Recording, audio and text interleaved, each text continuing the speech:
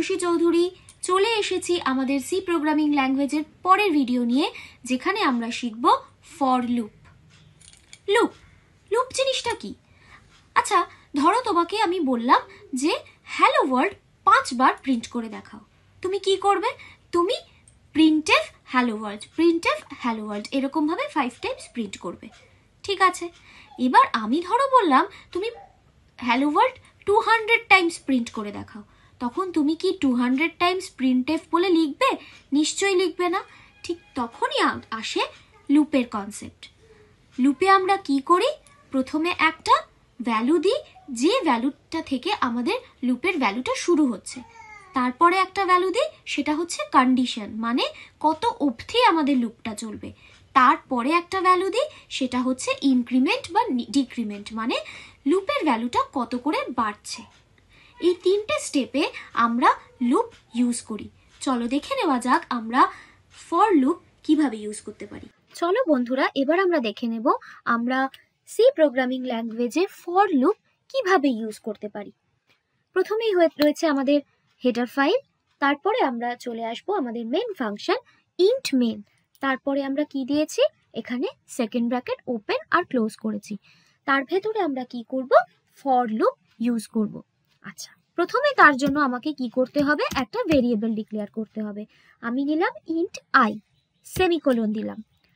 তারপরে আমি আমার লুপটা ক্রিয়েট করব। কি লিখলাম? ফর। তারপরে আমি কি করলাম? ফার্স্ট ব্র্যাকেট ওপেন আর ক্লোজ করলাম। তার ভেতরে কি জিনিস দিতে হবে আমাকে? আই এর মানে লুপের ভ্যালু কোথা থেকে শুরু হচ্ছে, কোথা থেকে শেষ হচ্ছে, আর কত করে বাড়ছে। এই 3টে জিনিস আমাকে এই লুপের ভেতরে মেনশন করতে হবে। তাহলে আমি কি দিই? আই ইকুয়াল টু দিলাম আমি 0, মানে আমার 0 থেকে লুপটা শুরু হচ্ছে। কত অবধি লুপটা চলবে? আই আমি দিলাম লেস দেন 5। তারপরে আমি সেমিকোলন দিলাম। ঠিক আছে, তারপরে আমি কি দেব? আই কত করে বাড়বে, তার মানে আমি দিলাম আই প্লাস প্লাস দিয়ে আমি কি করলাম? First bracket second bracket open আর ক্লোজ করলাম। তার ভেতরে আমি কি লিখব?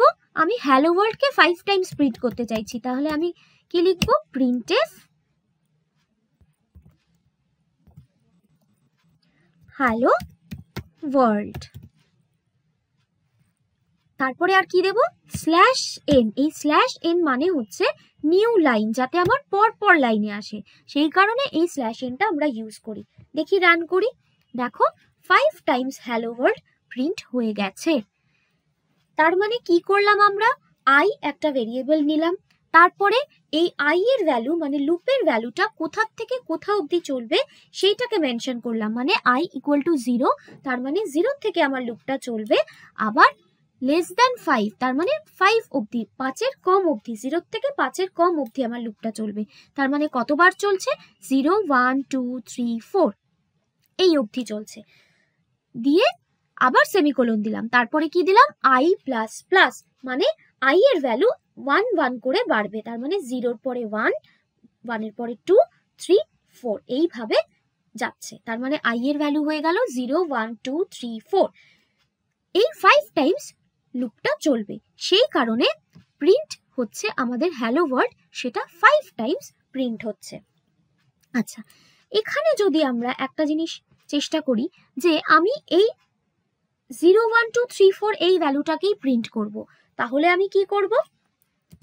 এইখানে দেব, যেহেতু ইন্টিজার সেহেতু আমরা আগের ক্লাসে দেখেছি যে এটা হবে %d দিয়ে কমা দিয়ে, যেহেতু এই ভ্যালুটা আই এরই ভ্যালু, সেই কারণে আমি আইটাকে প্রিন্ট করলাম। দেখি তো রান করে, দেখো 0 1 2 3 4 আই এর ভ্যালুটাকে কিন্তু এখানে প্রিন্ট করে দিল। তাহলে আমরা শিখে গেলাম কিভাবে আমরা সি প্রোগ্রামিং ল্যাঙ্গুয়েজে ফর লুপ ইউজ করতে পারি। এবার আমরা পরের ভিডিওতে চলে যাব।